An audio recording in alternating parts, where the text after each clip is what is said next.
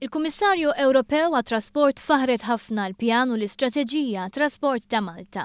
Tantu tajjeb qalet il-Kummissarju Ewropew Violeta Bulc li se tirreferih lill-Ministri f'pajjiżi oħra tal-Unjoni Ewropea.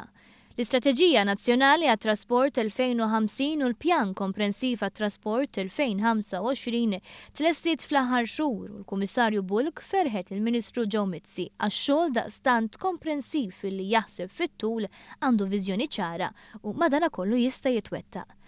Il-Kummissjoni analizzat bir-reqqa d-dokumenti kollha sottomessi u approvat is-sottomissjoni ta' Malta. Malta laħqet il-kundizzjonijiet kollha fis-settur tat-trasport u għaldaqstant tista' taċċessa l-fondi tal-Unjoni Ewropea għat-trasport votati għall-2020. What I am really happy about is that we will be able to use it as a model as well because it's long term, it has a clear vision, but what is the profound value of your plan is that it's very operational. It goes all the way down to the concrete actions, which of course is a privilege of a small state, but at the same time, it's a hell of a work.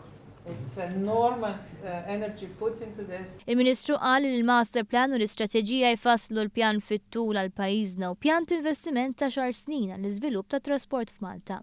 Fondi nazzjonali, Ewropej u mis-settur privat se jintefqu aħjar b'dan il-pjan li se jagħmel is-sistema tat trasport tagħna iktar effiċjenti, aħjar għall-ambjent u iżjed sikur. Dan id-dokument dam jitħejja sentejn naxu frott ta' ħafna konsultazzjonijiet. Din hija l-ewwel darba li Malta għandha pjan nazzjonali komprensiv, pjan b'miżuri fattibbli, pjan li se jagħti direzzjoni lil min ifassar il-politika biex jabbanduna il-metodoloġija short term li jimdorrin biha għal deċiżjonijiet f'kuntest ta' qafas wiesa b'riżultati studjati.